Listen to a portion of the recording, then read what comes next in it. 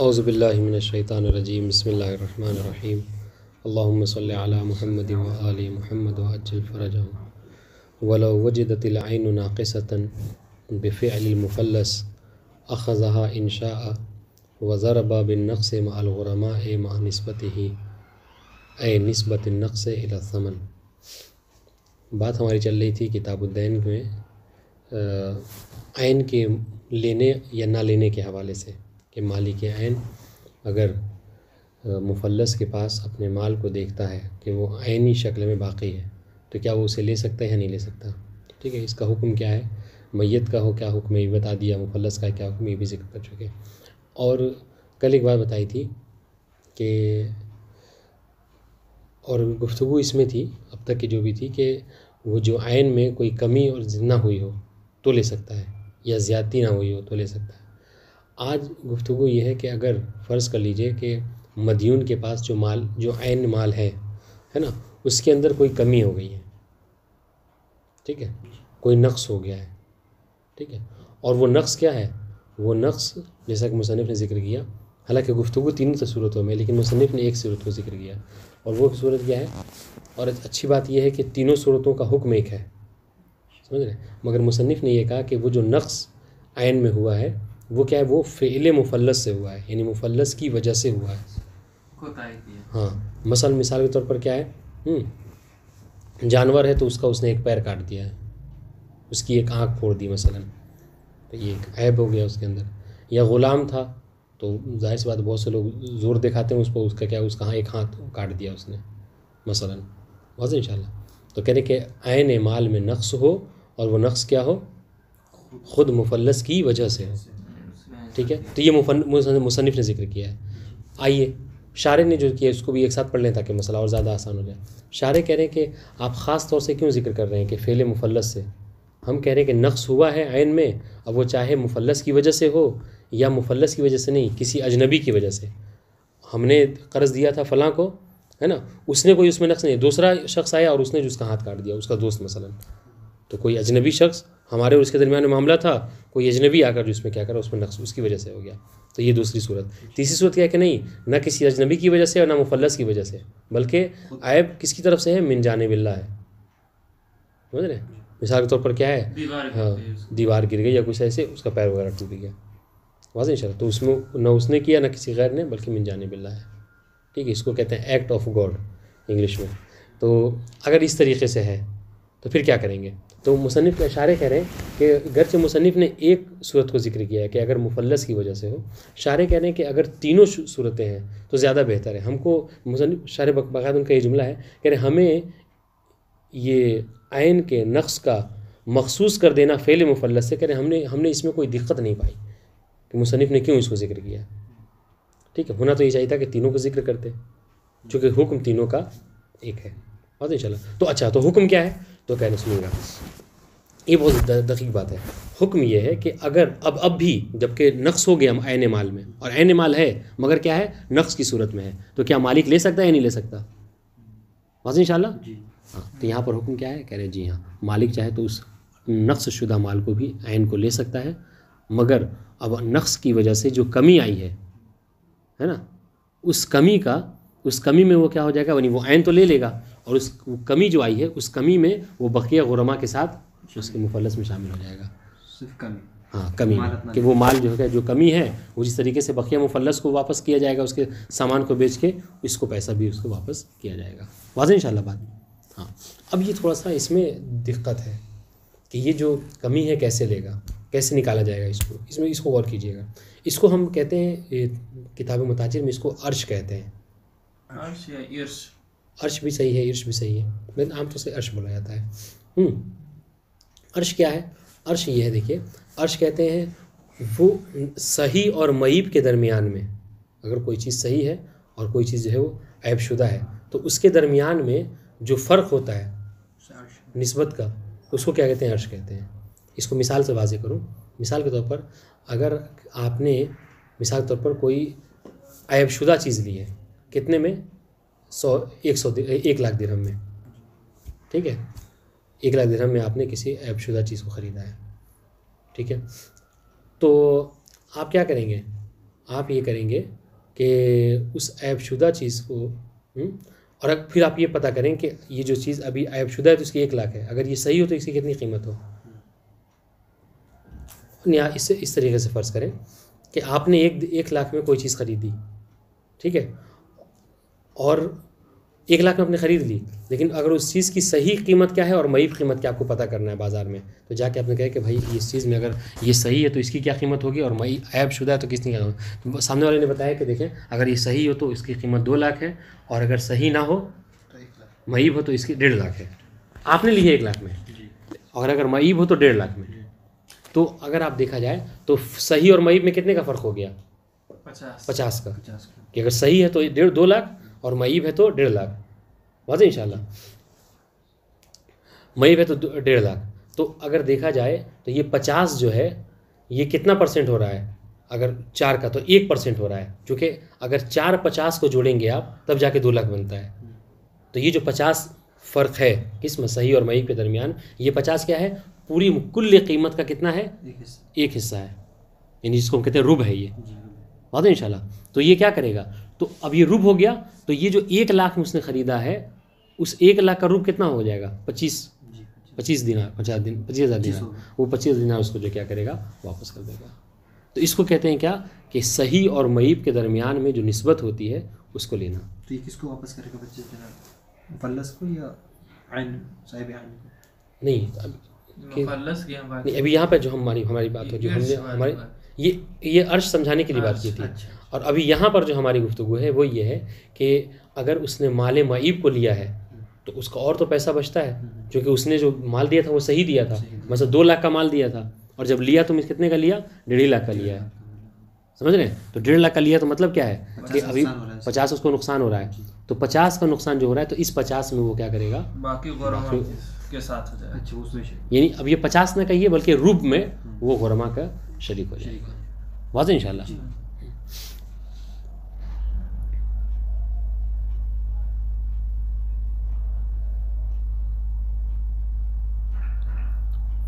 हाँ, एक बात याद रहे कि यहाँ पर हम ये कह रहे हैं कि ये जो निस्बत है यानी अर्श के हिसाब से वो उसमें शरीक होगा, ठीक है। यानी आप सही और मईब के दरमियान में जो फ़र्क है ना उसमें शरीक नहीं होगा। मतलब क्या है, मतलब ये कि यानी वो 50 का जो वो शरीक नहीं होगा, जो मतलब सही की कीमत कितनी है, मतलब 2 लाख, ठीक है, मईब की जो 1.5 लाख, तो उस 50 की कीमत नहीं होगी, समझ रहे, बल्कि उसका % देखा जाएगा कि 50 जो है वो 2 लाख की बनिस्बत कितना बन रहा है, रुब बन रहा है, तो वो रुब में शरीक होगा। यानी आप ये ध्यान में रखें कि निस्बत में वो शरीक होगा, वो आइन में जो फ़र्क हो रहा है उसमें शरीक नहीं होगा। अगर सही की कीमत जो है मसलन 2 लाख है और मईब की 1 लाख है, ठीक है, तो वो क्या करेगा, ऐसा नहीं है कि 1 लाख की बकरी भी ले लेगा और 1 लाख और उससे अख्ज़ करेगा। ऐसा करने से इश्काल क्या लाजिम आएगा कि बाज़ सूरतों में तो ठीक है, मसला हल हो जाएगा, लेकिन बाज़ सूरतों में ऐसा हो जाएगा कि क्या एवज़ और मुअव्वज़ दोनों जो है क्या है जमा हो जाएंगे, ये इश्काल एक होगा। इस वजह से हमने कहा कि निस्बत में वो शरीक होगा, उस सही और इसके दरमियान में जो फ़र्क है, जो ऐन है, उसमें शरीक नहीं होगा। मतलब क्या है, मतलब ये ऐन और मुअव्वज़ कैसे जमा हो जाएंगे। मिसाल के तौर पर वो जो ऐन है उसकी कीमत जो है क्या है, 2 लाख है, ठीक है, और मईब की कीमत कितनी है, 1 लाख। तो उसको क्या कहा गया कि वो अपनी मईब ले लेगा, और मईब ले लेगा, उसने क्या किया, बकरा वो ले लिया आपने, ठीक है, बकरी वापस ले लिया। अब आइए, अब जो 1 लाख का उसको नुकसान हो रहा है, आप कहेंगे कि वो 1 लाख भी ले लेगा, ठीक है। और अगर बाहर जाके पूछा जाए कि अभी मईब की कितनी कीमत है, अगर मईब तो कहेंगे कि 1 लाख है, तो उसका मतलब क्या हुआ, मतलब ये हुआ कि एवज़ भी उसने ले लिया और मुअव्वज़ भी, यानी 1 लाख में एक बकरी भी आ जाती, तो हाँ, तो एवज़ और मुअव्वज़ दोनों उसके पास जमा हो जा रहा है, और ये चीज़ नहीं हो सकती, तो ये फिर गिरामा में फ़ायदे में। हाँ, इसलिए कह रहे हैं कि निस्बत ज़रूरी है, यानी फ़र्क जो है क्या ज़रूरी नहीं है। तो ये मय्यत वाले में शामिल हो, ये मुफल्लस की बात हो रही है, मुफल्लस में मुफल्लस की बात। देखें इबारत, देखें क्या कहना चाह रहे हैं, वलो वजदतिल ऐनु नाक़िसतन, ठीक है, अगर मालिक जो है वो ऐन को पाए, किस सूरत में, कि वो ऐन क्या है, नाक़िस है, ठीक है, और ये ऐबदार किस सूरत से है, क्या बिफ़िअलिल मुफल्लस, मुफल्लस की वजह से है, मुफल्लस ने कुछ ऐसा काम किया कि जिसकी वजह से उस ऐन में नक़्स पैदा हो गया। तो क्या कह रहे हैं, कह रहे हैं अखज़हा इन शाअ, अगर मालिक चाहे तो उस नाक़िस ऐन को ही ले सकता है वापस। ठीक है, आप कहेंगे भाई दिया तो उसने सही और सालिम था, नाक़िस क्यों लेगा, नाक़िस है उसको नुकसान है।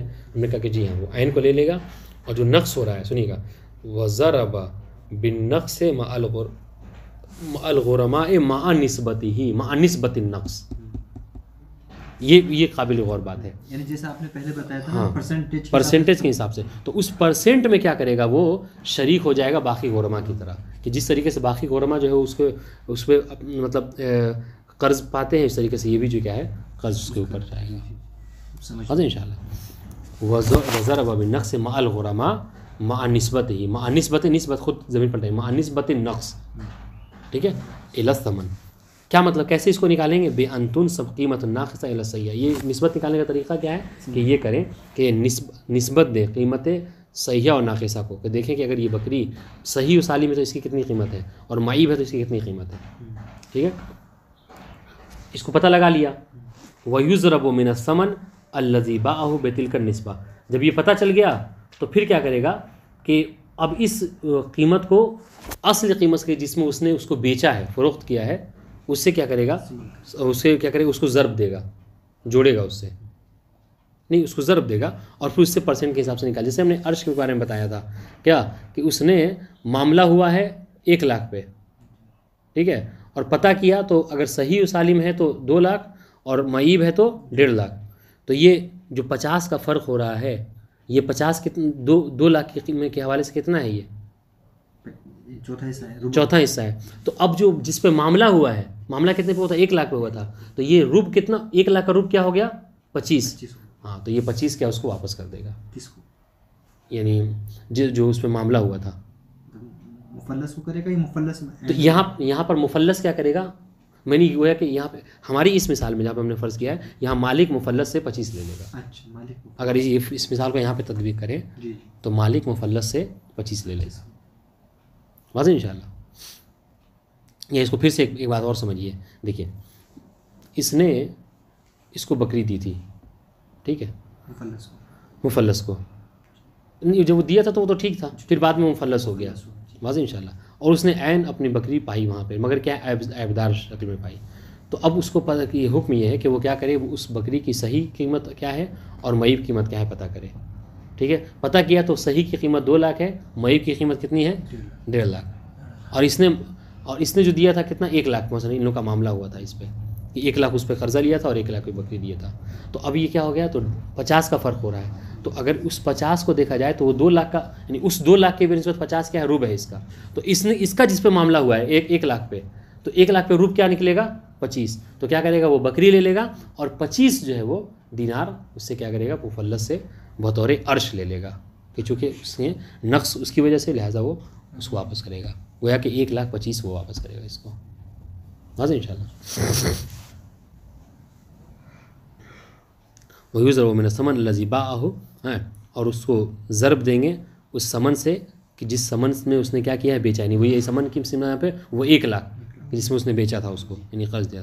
अल्लज़ी बाअहु, बा में हुआ कि ज़मीन मालिक की तरफ, और जो ज़मीर मुत्तसिल है हा ये मता की तरफ, बा अलमता बिही बिस्समन बितिल का निस्बा कमा हुआ मुख्तज़र कायदे। और ये वही तरीक़ा है जो कि कायदे अर्श का तकाज़ा है, अर्श में ऐसा ही होता है कि सही व मई के दरमियान निस्बत होती है, उसको तलब किया जाता है। अच्छा, ये ऐसा हम क्यों कह रहे हैं, निस्बत में क्यों कह रहे हैं कि निस्बत में वो हकदार होगा, ले अल्लाह यजमा बैन अल-एवज़ वल मुअव्वज़ फ़ी बाज़िल फ़ुरूज़, ये इस वजह से हम कह रहे हैं ताकि बाज़, हर मोरिद पे तो नहीं, लेकिन बाज़ सूरतों में क्या होगा कि अगर आप नहीं सही व मईब का जो फ़र्क है वो ले लेगा कीमत के हिसाब से, तो इसमें क्या होगा, बाज़ सूरतों में ये इश्काल आएगा कि क्या कहते हैं, एवज़ और मुअव्वज़ दोनों उसके पास जो है जमा हो जाएगा, और ये चीज़ जो है क्या दुरुस्त नहीं है। ठीक है, एवज़ और मुअव्वज़ कैसे जमा हो जाते हैं, इसकी मिसाल उन्होंने दी है। देखिए कि मसलन इज़ा कानत क़ीमतु शात सही मिअतैन दिनार, सुनिए अगर सही बकरी की कीमत जो क्या है 2 लाख है, मिअतैन, ठीक है 2 लाख दिनार है। वकानत क़ीमतु नाक़िसा मिअत दिनार, सुनिए, और नाक़िसा की कीमत कितनी है, देखिए एवज़ और मुअव्वज़ कैसे जमा हो रहे हैं। सही बकरी की कीमत 2 लाख है, नाक़िस अगर कोई ऐबदार है तो उसकी कितनी कीमत है 1 लाख है, ठीक है। वकान समन इंदल बै में, और जब उन लोगों ने मामला किया था उस बकरी पे तो कितने पे किया था? 1 लाख पे। 1 लाख। तो देखिए सही बकरी की कीमत 2 लाख और मामला कितने पे हुआ? 1 लाख पे। और मई बकरी की कीमत कितनी है? 1 लाख है। ठीक है, बात मिसाल समझ में आ गई? अब देखिए कैसे मसलन ठीक है, फ़लो हकम हुक्म लिल मालिक बिअख़्ज़ि शातिन नाक़िसा। अब अगर ये कहा जा रहा है कि मालिक क्या करे, वो क्या करे, इसको ले ले, नाक़िस जो बकरी है, जो ऐबदार बकरी, उसको ले लेगा। ठीक है, तो नाक़िस बकरी की कीमत कितनी है? 1 लाख। तो गोया कि उसने 1 लाख ले लिया, नाक़िस बकरी ले ली, वो 1 लाख ले लिया। और उसके बाद क्या है, अगर आप ये कहें कि नहीं सही की कीमत 2 लाख थी और नाक़िस की कितनी थी? 1 लाख। तो इसने तो उसको सही बकरी दी थी, तो मतलब 2 लाख का सामान दिया था और लिया बकरी कितना? 1 लाख की। तो अभी 1 लाख और उससे लेगा। तो अगर आप ये कहेंगे 1 लाख और ले लेगा तो मतलब क्या है? मतलब ये हो गया कि जो नाक़िस बकरी 1 लाख की थी वो भी ले लिया और नाक़िस बकरी की कीमत अभी बाजार में क्या है? 1 ही लाख है। तो पता चला कि एवज़ भी ले ले रहा है और मुअव्वज़ भी, दोनों एक उसके पास जो है जमा हो जा रहा है। तो इस चीज़ से बचने के लिए हमने क्या कहा कि वो निस्बत पे वो गौर करेगा, निस्बत लेगा। यहाँ क्या नहीं है, क्या मतलब? अब ये देखा जाए कि सही बकरी की कीमत क्या है। अब इसी मिसाल को फ़र्ज़ कर लीजिए कैसे होगा। सही बकरी 2 लाख, मई बकरी की कीमत 1 लाख। इसने क्या किया, हमने एक बकरी ले ली, बकरी जो ऐन थी वो ले ली। अब ये देखेंगे कि 2 लाख 1 लाख की निस्बत क्या है? ये आधा है, 1 लाख। तो अब ये क्या करेगा, अब ये 1 लाख में पूरा 1 लाख नहीं लेगा उससे, बल्कि कितना लेगा? 50 लेगा। तो मतलब क्या है ये, अब देखिए पहले ये होता था कि वो 2 लाख ले लेता था, यानी बकरी की 1 लाख और 1 लाख उससे ऐड। अब यहाँ पे नहीं, 1 लाख की बकरी लेगा और उसका 50 लेगा वो, यानी आधा लेगा। तो 1.5 लाख गोया क्या होगा। बात है इंशाल्लाह, बात समझ में आ गई? तो इसलिए कह रहे हैं अल्लाह यजमुबैन वफ़ी। हाँ, अब देखिए कह रहे कि ये इतनी बातें हैं। मुसन्निफ़ की अगर इबारत देखें तो इस मुसन्निफ़ ने क्या कहा, मुफल्लस ज़रब बिनक़्स माल गुरमा निस्बत इला समन। मुसन्निफ़ इतनी बात कही है। मुसन्निफ़ शारे इश्काल कर रहे हैं वफ़ी इस्तिफ़ादत ज़ालिका मिन निस्बत नक़्स इला समन ख़फ़ा। मुसन्निफ़ की इबारत से ये जो हमने बातें ज़िक्र की हैं, अगर हमारी इबारतों को हटा लीजिए तो मुसन्निफ़ की इबारत से ये बात समझ में नहीं आती है। यानी उसको निकालने में ये बात जो क्या है, मख्फ़ी है। यानी वो मुसन्निफ़ की इबारत गोया कि कासिर है, वो इस मतलब को नहीं समझ पा रही है, नहीं समझा पा रही है। वाज़ेह इंशाअल्लाह। हाँ, वो फ़ी इस्तिफ़ादत ज़ालिका, यानी इस चीज़ का इस्तिफ़ादा। ज़ालिका का इशारा क्या है कि अख़्ज़ुन निस्बत बैन सही वल मईबा, कि सही और मईब के दरमियान में जो निस्बत है उसका हक़दार होगा। कि इसका इस्तिफ़ादा अगर आप मुसन्निफ़ की इबारत से करना चाहें हैं तो क्या होगा, ये जो है वो आप इसमें ख़िफ़ा पाया जाता है। वाज़ेह इंशाअल्लाह। अब सुनिए, वलो कान नक़्स बिफ़िअल गैरिही। अब देखिए अभी तक की बात क्या थी कि नक़्स जो ऐन में है वो किसकी वजह से है? मुफल्लस की वजह से। अब सुनिए, आप कह रहे कि नहीं गैर की वजह से हो, किसी अजनबी की वजह से। फ़इन वजब अर्शहु ज़रब बिही क़तन। कह रहे कि अगर ये अर्श का वजह है कि अगर, और नक़्स ऐसा आया है कि जिसमें अर्श हो सकता है। देखिए अर्श भी उस चीज़ में है कि जहाँ पर मतलब वाकई आप परसेंट निकाल सकते हैं। बाज़ मिसालें ऐसी हैं भी जैसा कि देंगे, वहाँ पे आप अर्श नहीं निकाल सकते, निस्बत नहीं निकाल सकते। जैसा कि मिसाल देंगे तो देखिए अगर आपने 2 ग़ुलाम दिया था 2 लाख में मसलन, तो फिर तो, या 2, अभी बकरी की मिसाल तो बकरी पे रखें, 2 बकरी आपने उसको दी थी 2 लाख में, तो मतलब क्या है, या 2 ग़ुलाम जो अभी समझा रहे वो बेहतर है क्योंकि उसमें बात समझ में आ जाएगी। 2 ग़ुलाम आपने दिया था 2 लाख में, तो मतलब क्या है कि एक ग़ुलाम 1 लाख का था और एक ग़ुलाम 1 लाख का, तो एक मईब हुआ, तो मतलब क्या है 2 में से 1 का नुकसान हुआ आपको। तो फिर यहाँ पर आप यहाँ पर निकाल सकते हैं परसेंट। लेकिन कभी कभी ऐसा होता है नहीं, ग़ुलाम एक ही बेचा है आपने 2 लाख में, मगर क्या है उसने जो ऐबदार किया है उसे ग़ुलाम को हाथ काट दिया है, समझ रहे हैं। तो अब यहाँ पर तो उसका निकालना मुश्किल है क्योंकि उस कीमत को आप उसके अज्जा के ऊपर नहीं तकसीम कर सकते कि उसका हाथ की ग़ुलाम की इतनी कीमत है, सर की इतनी कीमत है, पैर की इतनी कीमत है, ये नहीं होता, मुमकिन नहीं है। लेकिन अगर हाँ 2 ग़ुलाम दिया था तो और 5 लाख में दिया था, 10 लाख में दिया था, तो आप तकसीम कर सकते। 5 है तो भाई 5 मतलब 1 मिलियन है तो 5 लाख इसका और 5 लाख उसका था। तो जिसमें ऐब हुआ तो उसका 5 लाख का नुकसान हुआ, मसलन 5 लाख भी बाकी है। ठीक है ना, चल देखें वलो कान नक़्स बिफ़िअल गैरिही, अगर नक़्स जो आया है ऐन माल में ये किसी गैर के फ़ेल से हो, ठीक है, अजनबी से। फ़इन वजबा, इसको आप औजबा पढ़ें, फ़इन औजबा अर्शहु, अर्श नक़्स, यानी अगर इस नक़्स की वजह से, फ़इन औजबा अर्शहु, अगर नक़्स जो क्या है बाई से अर्श है, ठीक है। इसे कि हमने क्या कहा, हमने बाज़ मिसालें ऐसी हैं कि जहाँ पर नक़्स तो है मगर उस नक़्स की वजह से अर्श नहीं निकाल सकते आप, ठीक है, वहाँ पे अर्श नहीं होता है। कहाँ, जैसे वही अगर कोई ग़ुलाम ले और उसका हाथ काट दे, ठीक है, ज़रब बिही क़त्अन। तो अगर वहाँ पे अर्श निकाल सकते हैं आप तो हतमन वहाँ पे ज़र्ब निकालेंगे, यानी वही वहाँ पर वही वाली सूरत होगी जो पहले हमने बताया था। ठीक है, वलौ काना मिन क़िबलिल्लाह ताला, तीसरी सूरत, अगर ये जो नक्स है ये ना मुफल्लस की वजह से है ना किसी अजनबी की, बल्कि ये क्या है मिन जानिबिल्लाह है, तो वहाँ पर क्या होगा फल अक़वा अन्नहु कज़ालिका। तो वहाँ पर भी यही सूरत हाल है, क्या कि मुफल्लस की ज़िम्मेदारी है कि वो क्या करे, वो अर्श को लौटाए मालिक की तरफ। तो हुक्म, अगर हुक्म की बात, जैसे हमने शुरू में कहा था कि जहाँ तक हुक्म की बात है तो तीनों सूरतों में हुक्म एक है, वाज़ेह इंशाल्लाह।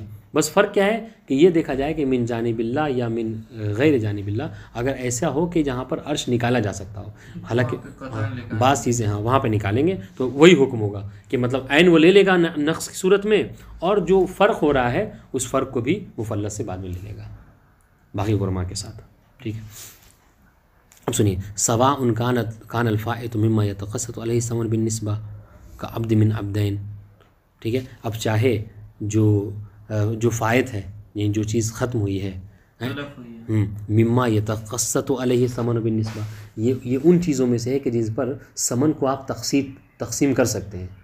जैसे क्या है, जैसे का अब्द मिन अब्दैन, मसलन देखिए आपने 2 अब्द उसको दिया था कर्ज़ के तौर पर, उसने क्या किया, एक ग़ुलाम को जो क्या है मसलन मार डाला, तो 2 दिया था आपने 1 मिलियन में, एक को मार दिया, तो मतलब क्या है कि मतलब 5 लाख का भी बचा हुआ है, तो आपने वो ले लिया, एक को ले लिया, मतलब क्या है कि उस 1 मिलियन में से 5 लाख आपने ले लिया, मतलब क्या, फिर 5 लाख बचता है, उसमें अर्श निकालेंगे आप अज़ीज़ इंशाल्लाह। या कोई एक को ऐबदार कर दिया, अब तो अर्श निकालेंगे, अगर ऐबदार कर दिया, एक सही और एक को ऐबदार कर दिया तो फिर उसका वो निकालेंगे, अर्श निकालेंगे। तो यहाँ पर मुमकिन है अमला, या फिर कभी कभी ऐसा होता है कि उसने नक्स तो दिया, नक्स वारिद हो, लेकिन नक्स ऐसा है कि जो काबिल अर्श नहीं है, जैसे कयदिल अब्द के हाथ के ऊपर में कोई नुकसान पहुँचा दिया उसने, ले अन्ना मुक्तज़ा। अब यहाँ पे ले अन्ना लाम क्या है, तालील है, ये लाम तालील है किसकी, अगर जब मिन जानिबिल्लाह अगर कोई चीज़ जो नुकसान हो तो वहाँ पर भी अर्श वाजिब होता है। इसकी दलील क्या है,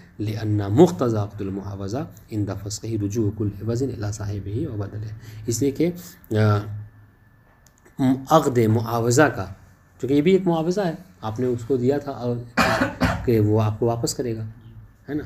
तो अक़द मुआवज़ा का कायदा ये है कि जब वो फ़स्ख़ हो जाता है तो जो चीज़ जिसकी होती है उस तक पहुँच जाती है, वाज़ेह इंशाल्लाह। तो यहाँ पर ये मामला फ़स्ख़ हो रहा है, ठीक है, उसके मुफल्लस होने की वजह से। तो क्या है, अब ये चूँकि ये अब्द इसका था तो इसको अब्द पहुँच जाएगा वापस, तो ये अपने अब्द को वापस ले लेगा। रुजू कुल्ल वज़न इला साहिबिही, जो जिसका माल होता है वो अपने वापस ले लेगा, साहिब की तरफ ले लेगा। औ बदले ही, या फिर अगर वो नहीं ले सकता, जो ऐन है, अगर वो चीज़ मिसाल के तौर पर हमने आपसे मोबाइल बेचा था, ठीक है, हमारे दरमियान मामला फंस हो गया, तो हम अपना मोबाइल ले लेंगे, आपने जो कीमत दी थी पैसा, वो आप पैसा ले लीजिएगा। लेकिन अगर ऐसा हो कि आप पैसा तो ले लेना, पैसा मेरे पास था, लेकिन मोबाइल जो हमने आपको दिया था उसमें कोई ऐब हो गया, वाज़ेह इंशाल्लाह। तो होना तो ये चाहिए कि आप हमको मोबाइल दें। अब मोबाइल अगर नक्स की सूरत में दे रहे हैं तो उसका जो फ़र्क हो रहा है, ठीक है, इसकी स्क्रीन तोड़ दी आपने, तो हम उसको ले लें, लेकिन स्क्रीन का जो पैसा है वो आपसे लेंगे हम। तो या तो एवज़ हमारे तक पहुँच जाए या बदले एवज़ जो क्या है पहुँच जाए। यहाँ पर बदले एवज़ ये है, मसलन मिसाल अगर उसने नक्स कर दिया तो उसका जो एवज़ है बदले एवज़ वो वापस करे। क्या कह रहे हैं, बदलहु बदल एवज़ जी, नया मोबाइल दो अगर तोड़ा, समझ रहे जी। वालम अन, अब से यहाँ पे वो इश्काल जिक्र कर रहे हैं मुसन्निफ, कह रहे हैं कि हालांकि देखा जाए तो हमने कहा कि 3 हुक्म लगाया है ना, कि नक्स वारिद हो रहा है मुफल्लस की वजह से, अजनबी की वजह से, मिन जानिबिल्लाह। मुसन्निफ ने देखा जाए, इबारत देखा जाए तो सिर्फ मुफल्लस का जिक्र किया है, तो इसी को जिक्र कर रहे हैं। वालम अन्न तख़सीस नक्स बिफ़िल मुफल्लस, कह रहे आप अगर मुतवज्जे हों, ठीक है, गौर फरमाएं तो जान लीजिए आप कि आपको ये इल्म हो जाएगा कि अन्न तख़सीस नक्स बिफ़िल मुफल्लस, जान लो कि मुसन्निफ का नक्स का मखसूस करना किससे, मुफल्लस के फ़ेल से, ला यज़हरु लहु नुक्ता, हमें इस तख़सीस में कोई दिक्कत नज़र नहीं आती, यानी कोई ऐसी ख़ास बात नहीं थी जिस वजह से उन्होंने मुफल्लस का जिक्र किया है। क्यों, लिअन्नहु इम्मा मुसाविन लिमा यहदुसु मिनल्लाहि तआला अव अल-अजनबी अला तक़दीरिल फ़र्क़, इसलिए कि अगर आप फ़र्क, इसलिए कि ये जो नक्स है किसकी वजह से, मुफल्लस की वजह से, मुफल्लस की वजह से नक्स या तो मुसावी है किसके, मिन जानिबिल्लाह जो नुकसान होता है उसके, या फिर जो मिन जानिबिल्लाह किसी गैर के नुकसान की वजह से, अगर कोई गैर उसको नुकसान पहुंचाता है तो उसके मुसावी है। अगर इन दोनों में आप फ़र्क कह रहे हैं, किन दोनों में, मिन जानिबिल्लाह और मिन जानिबिल अजनबी, अगर इन दोनों में कोई फ़र्क होगा, ठीक है, अगर इन दोनों में कोई फ़र्क होगा तो फ़ेल मुफल्लस से जो नक्स हो रहा है या तो मिन जानिबिल्लाह वाले खाने में जाएगा या मिन जानिबिल अजनबी के खाने में जाएगा, अगर फ़र्क हुआ तो। जबकि हमने क्या देखा कि चाहे मिन जानिबिल्लाह हो या मिन जानिबिल अजनबी, दोनों में कोई फ़र्क नहीं है। तो जब इन दोनों में फ़र्क नहीं है तो फिर ये कहाँ जाएगा, इन्हीं के साथ होगा। तो मतलब क्या है कि तीनों का हुक्म जो है वो एक है। तो फिर आपने क्यों ख़ास तौर से मुफल्लस के नुकसान पहुँचाने का जिक्र किया है। बात वाज़ेह इंशाअल्लाह। अल्लाह तक़दीर फ़र्क, हालांकि कोई फ़र्क इन दोनों में नहीं है। किन दोनों में, मिन जानिबिल्लाह और मिन जानिबिल अजनबी। और हुक्म दिया दूसरी सूरत, और हुक्मुल जमी सवान अल कौल क़वी, या फिर जो अगर जो कौल क़वी जो हमने इख्तियार किया, शारे कह रहे हैं कि तीनों का हुक्म जो क्या है एक है, ठीक है। और हुक्मुल जमी सवान अल कौल, जैसा कि हमने इख्तियार भी किया है कि चाहे नुकसान मुफल्लस की वजह से हो, अजनबी की वजह से या मिन जानिबिल्लाह, सबका हुक्म यही है कि ऐन को ले लेगा और जो नुकसान हुआ है उसको उसकी निस्बत में वो क्या हो जाएगा, बकिया गुरमा के साथ शरीक हो जाएगा कि मुफल्लस से ले लें। वाज़ेह इंशाअल्लाह। बहरहाल ये थोड़ा सा मतलब दक़ीक़ था, इस पर आप लोग गौर कीजिएगा। अब आइए, थोड़ा सा ये आसान मतलब है, हाँ, लेकिन आसान है मगर इसको समझने पे, अगर इसको समझ जाएंगे तो बहुत आसान है, नहीं समझेंगे लेकिन इंशाअल्लाह ज़रूर समझ जाएंगे, क्योंकि हम आमतौर से हमारा मामला इसी में होता है, हतमन समझ जाएंगे। ये क्या कह रहे हैं कि वला यक़बलु इक़रारुहु फ़ी हाल तफ़लीस बिअयनिन लितअल्लुक़ हक़्क़िल गुरमा। सुनिए, आपने किसी को कर्ज़ दिया था, मिसाल समझिएगा, बात बहुत आसानी समझिए। आपने किसी को कर्ज़ दिया था, सामने वाला क्या हो गया, मुफल्लस हो गया, ठीक है। यानी क्या मतलब, यानी उसके पास पैसे नहीं है कि वो किसी को वापस कर पाए। अब यहाँ पे ऐन की बात नहीं हो रही है, ऐन की बात होगी लेकिन दूसरी सूरत से होगी। सुनिए, सामने वाला मुफल्लस हो गया। अच्छा, जब मुफल्लस हो गया तो शारी की तरफ से क्या हो जाता है, महजूर हो जाता है कि भाई अब तुम अपने माल में क्या करोगे, तसर्रुफ़ नहीं करोगे, तुम्हारे माल पे जो तुम्हारी चीज़ है उसको बेच के हम क्या करेंगे, सामने वाले का कर्ज अदा करेंगे। ये शारी का तरीक़ा है, जिसको कहते हैं महजूर हो जाना। अब सुनिए कि अगर कोई शख्स ऐसा है कि जो मुफल्लस हुआ और मुफल्लस होकर क्या हो गया, महजूर हो गया, ठीक है, तो अब सुनिए, बहुत बहुत अच्छी बात है। और देखिए मतलब शरीयत, जो लोग कहते हैं कि मतलब इस्लाम जो है वो यानी इंसान के हुकूक का ख्याल नहीं रखता, अब देखिए कहाँ इंसान को छोड़ा है इस्लाम ने, ठीक है। अब देखिए सामने वाला मुफल्लस हो गया, कर्ज़ लिया, मुफल्लस हो गया, नहीं वापस पलटा सकता, देखिएगा। तो अब कह रहे हैं कि अब जो मुफल्लस हुआ है मदयून, वो अगर कोई ये कहे कि हमारे माल में से फला माल फला साहब का है, ठीक है, सुनिएगा, मिसाल के तौर पर मुफल्लस हो गया, घर की सारी चीज़ें थी, उसमें से ये कह रहा है हाँ कि हम ये जो फला बाइक रखी है ये क्या है, मसलन इनका है, अली साहब का है, हाँ, वो जो आईफ़ोन हमारा रखा हुआ है ये आईफ़ोन मेरा नहीं है, वो उनका है। मतलब क्या, वो ऐन माल के बारे में इकरार कर रहा है कि ये ऐन माल फना का है, ठीक है। तो क्या कह रहे हैं, शरीयत कह रही है कि उसके इस दावे को कबूल, इस इकरार को कबूल नहीं किया जाएगा।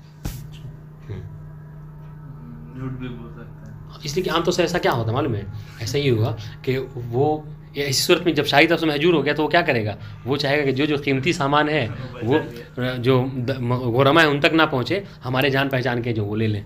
और ऐन में यही तो होता है कि ऐन का जहाँ उसने इकरार कर लिया तो हम क्या करें, हम पढ़ के आ रहे हैं कि मुफल्लस में जो ऐन हो, मालिक ऐन, वो अपने ऐन को उठा सकता है। तो जहाँ इसने ये कह दिया कि ये आईफ़ोन मसलन उनका है, ये बाइक उनकी है, तो वो आएगा उठा के लेके चला जाएगा, गुरमा को जितना मिल, और जो गुरमा का जो परसेंट मिलना था वो और कम हो जाएगा, समझ रहे हैं। तो इस वजह से कह रहे हैं कि अगर वो ऐन माल में किसी के बारे में इकरार करता है कि ये वाला ऐन जो है उनका है, ये वाला ऐन उनका है, लेकिन अलबत्ता ये याद रहे ये कब कर रहा है इकरार, ये बादत तफलीस है, यानी जब उस पर हुक्म लगा दिया महजूर होने का, जब वो मुफल्लस हो गया, 1 तारीख को मुफल्लस हो गया और 5 तारीख को इकरार कर रहा है कि ये चीज़ उनकी है, तो इसको कबूल करेंगे नहीं करेंगे, नहीं कबूल करेगा। क्यों, सुनिए क्यों नहीं कबूल, दलील सुनिएगा, बहुत अच्छी दलील है। इसलिए कि चूँकि इसका इकरार करना गोया ऐसा ही है कि जैसा कि ये किसी दूसरे के माल के बारे में इकरार कर रहा है। क्यों, इसलिए कि जब ये मुफल्लस हो गया ना, तो जो गुरमा है वो अब माल इसका नहीं रहा, वो सब जो गुरमा है वो सब के सब उसमें हकदार हो गए। तो इसका इकरार करना गोया ऐसा ही है कि चीज़ आपकी है और मैं ये कह रहा हूँ कि ये आपकी चीज़ नहीं, ये चीज़ उनकी है। तो अभी उसकी चीज़ नहीं रही, ये बाइक उसकी नहीं रही, ये मोबाइल उसका नहीं रहा, वाज़ेह इंशाल्लाह।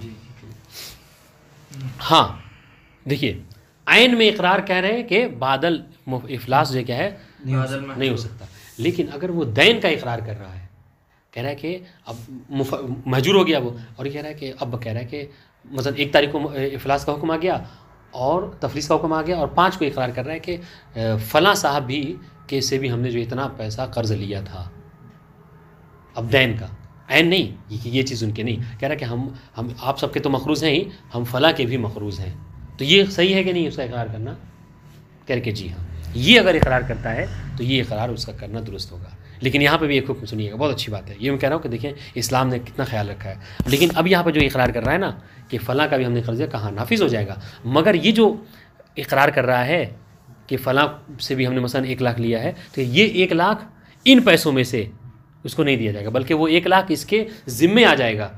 आगे चल के जब कमाएगा तो वो 1 लाख फ़लाँ को दे देगा वापस, इस माल में से उसको नहीं दिया जाएगा। हो रहा था, समझ रहे हैं? हाँ, तो इसमें से नहीं दिया जाएगा। क्यों? इसलिए कि यहाँ वही वाली बात है कि ये इफलास के बाद बादल हुक्म भी तफलीस सारा का सारा माल जो क्या है गुरमा के लिए निस्बतन पहुँच गया है। तो अभी वो इकरार अगर करेगा जिसमें नाफिज इसके ज़िम्मे आएगा, ये बाद में चाहे तो लौटाता रहे। लेकिन ऐन में ये चीज़ नहीं हो रही थी, इसलिए क्या है फ़ौरन मना कर दिया कि ऐन में तुम इकरार भी नहीं कर सकते, दैन में इकरार कर सकते हो। बात है इंशाल्लाह। तो ये एक कौल था जिसको मुसन्निफ़ ने इख्तियार किया है। ठीक है, इसको इनका पढ़ लेते हैं। शेख तूसी ने इसका इकरार इसमें इख्तिलाफ़ किया है। शेख तूसी कहते हैं कि हत्ता कि अगर वो ऐन में भी इकरार करता है तो जिस तरीके से, हाँ, तो जब ऐन में इकरार कर लेगा तो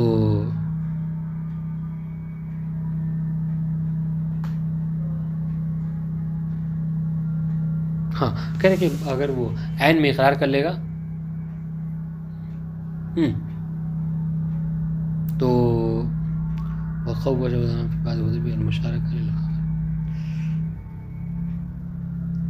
हाँ, उन्होंने क्या किया, इन्होंने कहा कि ऐन में इकरार नहीं कर सकता। शेख तुसी कह रहे कि ऐन में इकरार कर सकता है। ठीक है, ऐन में इकरार कर सकता है। फिर उन्हें इस बात पर 4 दलीलें दी हैं। ये 1 2 नहीं, हम 4 दलील दे रहे हैं कि इकरार कर सकता है। कहा सबसे पहली बात, उनकी सबसे पहली दलील सुनिएगा, वो ये कि एक तो सबसे बड़ी ख़बर है, हदीस है कि इक़रारुल उक़ला अला अनफुसिहिम जायज़, कि जो अक्लमंद होता है वो अगर किसी चीज़ का इकरार करता है तो उसके लिए जायज़ुन, मतलब इक़रारुल उक़ला अला अनफुसिहिम जायज़ुन मतलब नाफिज़ुन, कि अगर वो माना जाएगा, तस्लीम किया जाएगा। अगर मैं ये कह रहा हूँ कि ये चीज़ आपकी है तो मुझसे हाँ ये चीज़ आपकी है, बात है इंशाल्लाह। ये एक दलील उनकी, किसकी? शेख तूसी की।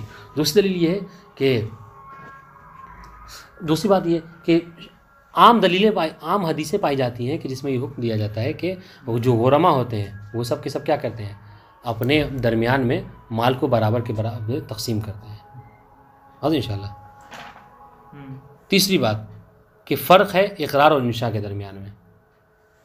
ठीक है, क्या मतलब? इकरार और इंशा में क्या करें, शायरी सुनिएगा, वो ये कह रहे हैं, हम मेरे ख्याल से हम शायद यहाँ तक ना पहुँच पाएँ, हम इसको पहले पढ़ लेते हैं जो भी मसला पड़ा था, उसके बाद से देखते हैं अगर पहुँचेंगे तो पढ़ेंगे वरना फिर नहीं पढ़ेंगे, क्योंकि ये थोड़ा सा दकीक बात है, उसको पढ़ लेते हैं। देखिए वल्ला, चूँकि 10 मिनट बाकी है हमारे पास, वल्ला यक़बलु इक़रारुहु फ़ी हाल तफ़लीस बिअयनिन, क्योंकि जवाब तो इसका हर हाल में नहीं पढ़ पाएंगे तो इंशाल्लाह इसको आगे के लिए रखते हैं। कह रहे वल्ला यक़बलु इक़रारुहु फ़ी हाल तफ़लीस बिअयनिन, कि अगर इक़रारुहु इक़रारुल मुफ़ल्लस, कह रहे कि एक मुफ़ल्लस के इक़रार को कबूल नहीं किया जाएगा। कब? फ़ी हाल तफ़लीस, जब वो हाल तफ़लीस में है, जब वो मुफ़ल्लस हो गया है, यानी कब? 5 तारीख को। ठीक है, किस चीज़ में इक़रार कबूल नहीं किया जाएगा? बेआइनिन, अगर वो किसी आइन के बारे में इक़रार कर रहा है। ठीक है, 1 तारीख को हुक्म आ गया उसमें तफ़लीस का, 5 को कह रहा है कि ये मेरी जो बाइक है ये उनका है, ये हमारा घर जो मसलन उनका है। ठीक है, तो इसको कबूल नहीं किया जाएगा। क्यों? ले तअल्लुक़ हक़्क़िल गुरमा, चूँकि एक ही तारीख को जैसे ही वो मुफ़ल्लस हुआ था गुरमा का हक़ उससे मुताल्लिक़ हो गया था, उसकी सारी चीज़ों से। गोया कि अब वो सारी चीज़ें उसकी नहीं रही बल्कि गुरमा की हो गई हैं। अब वो कबूल करता मतलब क्या, दूसरे के माल में गोया कबूल कर रहा है, और ये सही नहीं है। ले तअल्लुक़ हक़्क़िल गुरमा बेआयान माल ही, बेआयान माल मुफ़ल्लस, कि मुफ़ल्लस का जो आयन माल है उससे वो सब का सब किसका, अब उसका नहीं रहा, गुरमा का हो गया। ठीक है, क़ब्ल इक़रार, यानी उसके इक़रार से पहले ही, यानी 5 तारीख से पहले 1 ही तारीख को वो सब उनका माल हो चुका है, तो अब वो 5 को दूसरे के माल में कबूल नहीं कर सकता, इक़रार नहीं कर सकता। बस इंशाल्लाह फ़यकून इक़रारुहु बिहा फ़ी क़ुव्वतिल इक़रार। अब अगर उसके इक़रार को आप कबूल भी कर रहे हैं तो गोया ऐसा ही है कि जैसे माल आपका है और हम दावा कर रहे हैं कि आपका माल ये नहीं है बल्कि उनका माल है, तो कोई भी अक्लमंद कबूल नहीं करेगा, फ़ौरन कहेगा भाई उनकी चीज़ है, वो बताएंगे। तो यहाँ पर वही हाल है कि गुरमा का जब ये माल हो गया तो फिर इसके बात को कबूल नहीं किया जाएगा। ख़त्म होगी बात।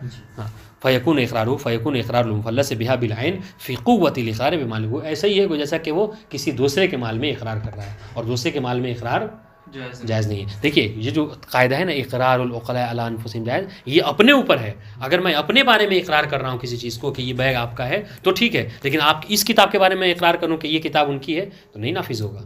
हम अपनी चीज़ों में इक़रार कर सकते हैं, दूसरी चीज़ों में थोड़ी कर सकते हैं।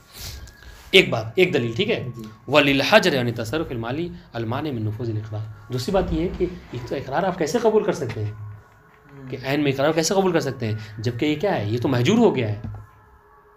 वलिल हजर यानी तसर्रुफ़ माली, ओके, और मैं जब जो महजूर हो गया है तो क्या वो किसी तरीके का माली तसर्रुफ़ नहीं कर सकता जो महजूर होता है।